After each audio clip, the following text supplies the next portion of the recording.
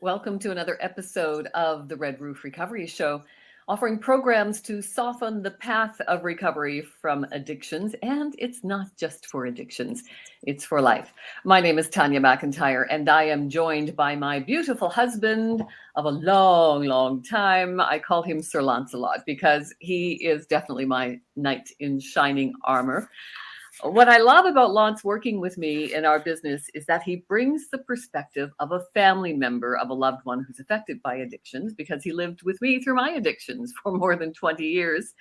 Lance shares his lived experience and empathy with family members whose loved ones are struggling with addictions because we know that effective communication tools can motivate your loved one to seek recovery sooner than later.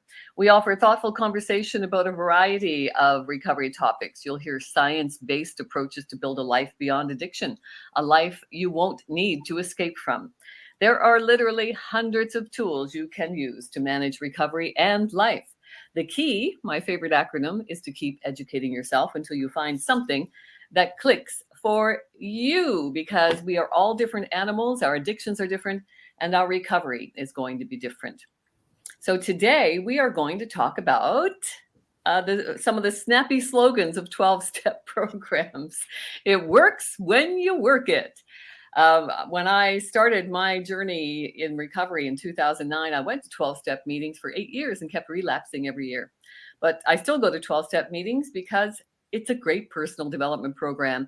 And I love the snappy slogans, including "it works when you work it" and "take what you need and leave the rest." So keep looking for a meeting that resonates for you, because there's lots of them coming up now, even agnostic AA, which is a contradiction in terms. But it's good to see Alcoholics Anonymous, Narcotics Anonymous, Gamblers Anonymous, Overeaters Anonymous.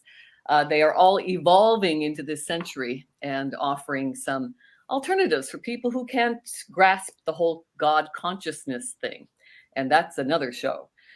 So today, it works when you work it, sweetheart, because we've just had a client go back into a treatment facility for the third time in a year. So when you say it works when you work it, what do you actually mean by that? You need to find something that works for you. So when we remove the addiction, it creates a vacuum in our physiology that needs to be filled with something. So we need something healthy to fill it with, and that is your plan of recovery. Here at Red Roof Recovery, we offer the residential recovery program in 1 week. And people say, oh, it can't be done in 1 week. And I say that's untrue. We've got lots of evidence to show that it can be done in 1 week. Some people, I am my ideal client. I didn't want to announce to my coworkers and bosses and neighbors and family members that I was challenged with an addiction. I wanted to be able to take a week and go somewhere where I could work with somebody one-on-one, formulate a plan to re-enter my life without needing drugs and alcohol to deal with my life. So what 1 week does is offer a foundation. So we get not just to the symptoms, I mean, the drinking and the drugging and the whatever, sexting, porning, whatever you're doing, overeating, those are symptoms. We need to get to the cause quickly and then find a solution that's going to work for you, because we're all different. So absolutely, it can be done in 1 week. I hope that our approach to recovery can actually start to revolutionize the recovery landscape, because what we've got going here in Ontario, Canada, is not working. And I hear the same thing across Canada, that we have, we're still stuck in this mindset that it takes a long time to recover. And it doesn't. It takes a persistent willingness to exert consistent efforts to help yourself. So when people leave the program here, Yes. you, with people who suffer with the addictive behaviours, have a mentorship. You mentor them periodically. Lifetime aftercare. Yep. Lifetime aftercare.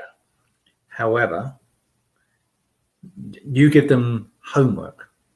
Absolutely. Mm-hmm. If the people are not willing to do the homework, is it fair to say that the chance of abstaining from addiction goes down. Definitely, yes. And, we're very selective in the clients that we choose. And, it's the intake questionnaire that I go through with people. I mean, there are several interviews to even be accepted. Just because you have the money doesn't mean you're getting in. Even though it is important, I think, to have some skin in the game to do the work. And if you're unwilling to do the work, then I'm unwilling to work with you because we're wasting each other's time. And, people who come to me because they're court ordered or they've been given an ultimatum by their job or their family, if you're not doing this for you, you're not going to do it. Mm-hmm. But I think we've spoken about this before, is that there is a perception of a lot of people that you go to a facility, be it here or another longer duration facility, and you go in and you do what's needed to be done within the program, and then you leave cured, whatever that means. And I think this is a common perception. And, as we know in life, if you want something, or you want to be good at it, or you want to succeed in something, it takes, as you say, a persistence. You need to work, as you put it. It works when you work it. And I think that's a definite mindset, that there's a lot of people that go into addiction recovery without that mindset. That they think that it's a one stop, and I'm going to be, when I walk out, I'm going to be cured, and everything's going to be all rosy and happy, and I won't have to do anything ever again. Yes, sadly, that's true. That can be a mindset for people, which is why I think the the preview interviews are so important to qualify people, to prepare them for the work that it's going to take. And, it's not that recovery is difficult or challenging or a struggle or hard. I think, again, we've adopted this mindset because we've kind of fed into this idea that, addiction is this thing that is so complex and we know so very little about it. And because the programs that exist, especially in Canada, because we have a universal healthcare system that is paying for these programs that don't work, sadly, and people have expected that as, I can wait, the waiting lists are getting longer, which might be a good thing. I can wait 2 or 3 or even 6 months to get into a free program on the taxpayer's ticket and go through the motions to appease everybody, whether it's the court or an employer or a family member. And, then hopefully that'll shut everybody up for a while, and I'll go back and resume my life the way it was, continue my habits, not change my mindset or my attitudes, and relapse within a few months or a year. Do you think part of the work that people were unwilling to, or should I say, quite a number of people that I've observed are unwilling to do, is a bit like anything in life. If you want to have a healthier lifestyle, or you want to be fitter, it's a lifestyle change. It's not, you don't go into a gym and get a personal instructor and they instruct you for 5 sessions and then think you're totally fit. It's, if you want to be fit for life, you exercise on a regular basis for life. It's a lifestyle change. Mm-hmm. And you think a lot of people expect to go into a program and then go back to their life as it was, just without the addiction. I think a lot of people do fall into that cycle where they blame the program, they blame their employer, they blame their family for triggering them, all kinds of different excuses I hear. I have lots of conversations with people, and I often say, I'd add that to the book of excuses, but I know that it's already there. So we need to stop fooling ourselves and having people enable us, including in Canada, the government's enabling people to go back into these treatment facilities. Like this one client is back there for the third time this year, and that's quite common. So there's no accountability, no follow-up programs available. It's just a broken system that's not working for people. But we've created a system now that people are depending on, and it's not working. So what's the Okay. answer? So you've been through the process of, you went to rehab, you did the steps, you've done all that, and you kept on relapsing. Mm-hmm. Oh yeah, I used to say for 8 years and 12 steps, I'm doing the steps, it's not working. So it's the program's fault. So since you've been able to abstain for a long period of time, what changed? What changed was my attitude, my acceptance. Yeah, but I mean, I can remember when you were going through and relapsing. You used to go to your meetings when you were first going back. You used to go possibly once a day. Then it was once every 2 days, and then twice a week, and then every week, and then every 2 weeks, and then you'd relapse. Mm-hmm. And what you're doing now is you pretty well, for the last 5 years, have engaged for a longer or a shorter period of time every day in your own recovery. Mm-hmm. I like that word, engage.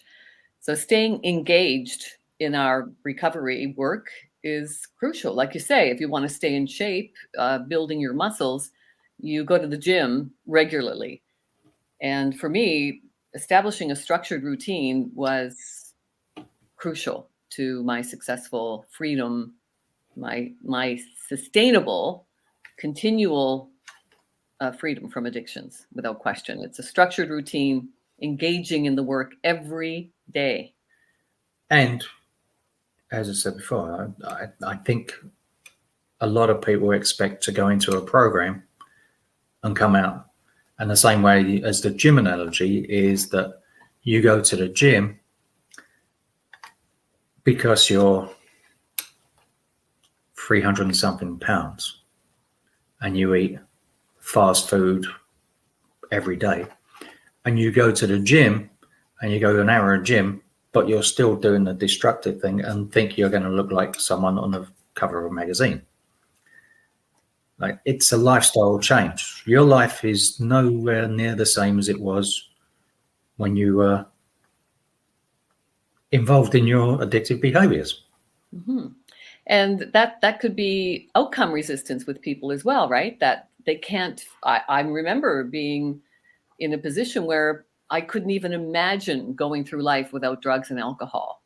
And what helped me was cognitive behavioral therapies, these thinking therapies that can help us change the way we think so we can change the way we feel and change the way we are. And for me, that was my key, that I kept educating myself to look for something that was going to resonate for me and something that I could engage in every day. And there's that word again. And Mm-hmm. engage on a regular basis. Absolutely. So, honey, we've only got 40 seconds left. Wrap it up, baby. Any No.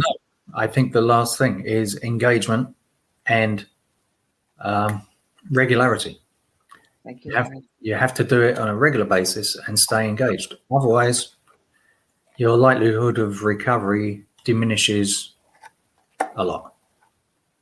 Thank you so much, sweetheart. I appreciate you spending this time with me. And thank you for being here with us and listening to us for 15 minutes. We are here every few weeks. So thank you. If you haven't already, please subscribe. And if we are saying something that's helpful, please share it with your loved ones. That means everything to us. So let's remember to talk to ourselves like we talk to our best friends. What a concept. May the force be with you. And remember, You are the force.